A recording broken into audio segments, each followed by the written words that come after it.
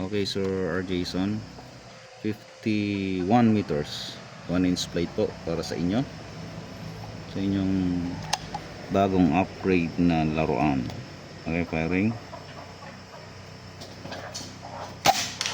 hit, solid. So medyo nagko-compensate tayo konti sa hangin dahil sa medyo malakas-lakas din downrange. Okay, firing, hit pa rin, super solid. Tapos meron naman kayong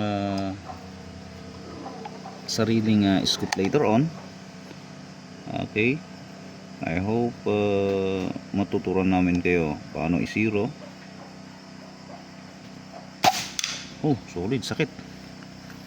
So okay na siguro yan. Punta tayo sa 60 meters. Iyan, 60 meters.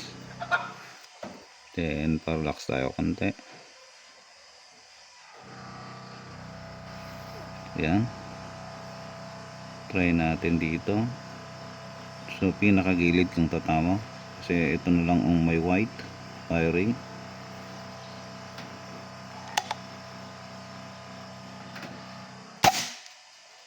okay, kanan, sa kanan nga. So, mahangin-hangin na down range. Dito tayo, try natin.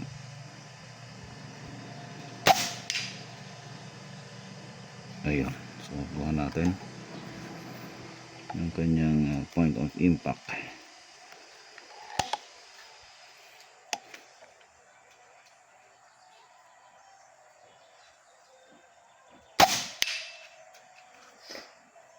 Isa pa.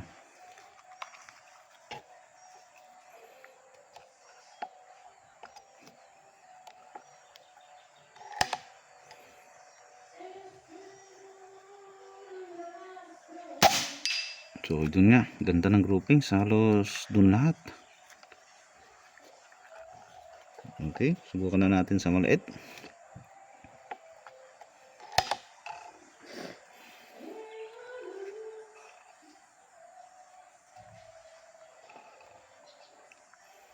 Subukan natin dito sa 6. Okay, oh, yung mahangin na. Firing, hit. Okay, so ayan sir, R. Jason, very accurate na at very powerful. So ngayon naman susubok tayo ng 70 meters. Ito lang natin guys sir. Ito malaki-laki na, 4x4 inch na to. Parallax ulit. Dito tayo sa 8, try natin. Okay, firing, okay, hit. So 8, 9, nasa 9 ang kanyang point of impact. Ulitin natin. Dati hindi nakakaganito tong laruan ni sir.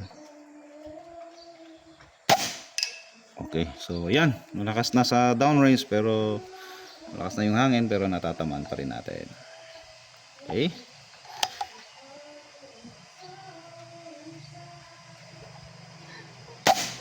oh yan, solid. So papakita na natin Sir R. Jason yung inyong laruan.